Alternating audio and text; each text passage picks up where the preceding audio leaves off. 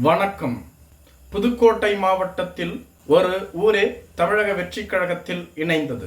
புதுக்கோட்டை மாவட்டம் கந்தர்வக்கோட்டை ஒன்றியத்தில் 36 கிராமங்கள் உள்ளது.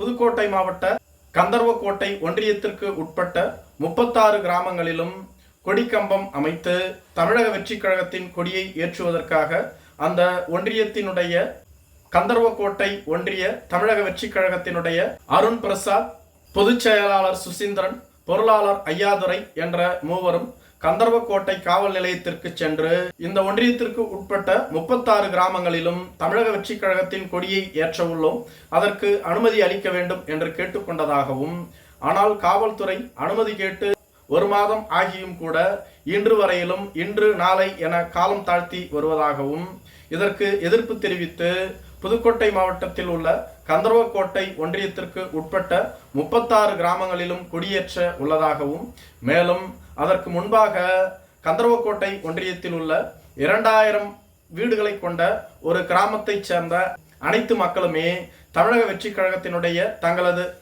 கொடியை தங்களது வீடுகளில் ஏற்றி அதற்கு ஆதரவு தெரிவித்ததாகவும் கூறப்படுகிறது. ஒரு ஊரே சேர்ந்து தமிழக வெற்றி கழகத்திற்கு மாறியுள்ளதாகவும், இது தமிழகம் முழுவதும் மிகப்பெரிய பேசுபொருளாக மாறியுள்ளதாகவும் கூறப்படுகிறது. அனைத்து ஊர்களிலுமே அனைத்து கட்சிகளும் உள்ளது. ஒவ்வொரு கட்சியை சார்ந்தவர்களும் ஒவ்வொரு ஊர்களில் இருப்பார்கள். அப்படி இருக்கும் பொழுது ஒரு ஊரே எப்படி தமிழக வெற்றி கழகத்திற்கு மாறும்? இது தமிழக வெற்றி கழக தொண்டர்களால் பரப்பக்கூடிய ஒரு வதந்தி. இவ்வாறு இருக்க வாய்ப்பில்லை என பல கட்சியினர் கூறி வந்தாலும் கூட அந்த கிராமத்தை சேர்ந்த ஒரு சிலர் இது உண்மைதான், எங்களது கிராமத்தில் உள்ள அனைத்து வீடுகளிலுமே தமிழக வெற்றி கழகத்தின் கொடியை நாங்கள் ஏற்றியுள்ளோம், நாங்கள் விஜய் அவர்கள் அரசியலுக்கு வந்ததை முழு மனதோடு வரவேற்று அவருக்கு இந்த தேர்தலில் வாக்களிக்கவும் உள்ளோம், எங்களது கிராமத்தினுடைய வாக்குகள் அனைத்தும் தமிழக வெற்றி கழகத்திற்குத்தான் என அடித்து கூறுகிறார்கள்.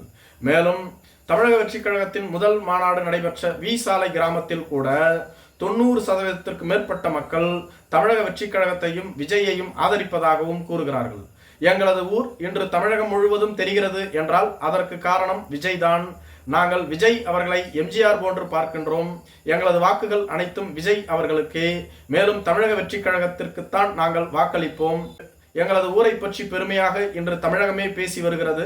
மேலும் இந்த வழியாக நெடுஞ்சாலையில் செல்பவர்கள் கூட அந்த இடத்தில் நிறுத்தி இந்த இடத்தில்தான் இந்த ஊரில்தான் தமிழக வெற்றி கழகத்தின் மாநாடு நடைபெற்றது என்று கூறி செல்வதோடு மட்டும் இல்லாமல் ஒரு சிலர் அந்த இடத்திற்கு வந்து போட்டோக்களையும் எடுத்து செல்லுகின்றார்கள்.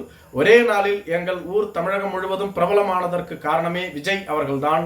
எனவே அதற்கு நன்றி கடனாக நாங்கள் அவரது கட்சிக்குத்தான் வாக்களிக்க உள்ளோம் என்று கூறியுள்ளார்கள். மேலும் தமிழக வெற்றி கழகம் சமீபத்தில் அதிமுகவோடு கூட்டணி இல்லை என அறிவித்திருந்தது. மேலும் தமிழக வெற்றி கழகத்திற்கு சுமார் 40 லட்சம் வாக்குகள் உள்ளதாகவும் ஒரு சில அரசியல் விமர்சகர்கள் கூறி வருகிறார்கள். இப்படி பார்க்கும் பொழுது தமிழக வெற்றி கழகம் வரும் தேர்தலில் வெற்றி பெற்று ஆட்சி அமைக்கும் என அக்கட்சியினுடைய பொதுச் செயலாளர் புசி ஆனந்த் கூறியிருந்தாலும் கூட வரும் காலம்தான் இதற்கு பதில் கூற வேண்டும்.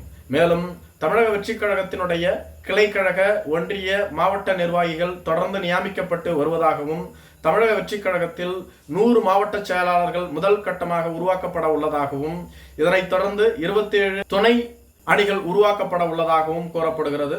குறிப்பாக இலக்கிய அணி, மருத்துவ அணி, விவசாய அணி, தொழிலாளர் அணி, வழக்கறிஞர் அணி என இவை அனைத்தும் தமிழக வெற்றி கழகத்திற்கு வலு சேர்க்கும் என்றும் கூறப்படுகிறது.